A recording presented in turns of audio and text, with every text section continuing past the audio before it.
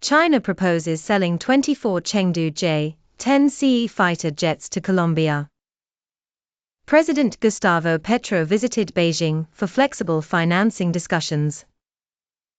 J-10CE features delta-wing, canard, semi-stealth composite airframe. Equipped with active electronic scanning radar, versatile weapons system. Includes long-range PL-15E missiles, short-range PL-10 missiles.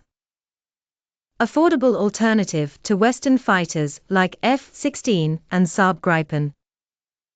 Colombia considers integration savings and Western-aligned fleet. Factors: pilot training, logistics, maintenance infrastructure, interoperability. Historical precedents highlight importance of support networks. Pakistan and Venezuela's experiences with Chinese aircraft.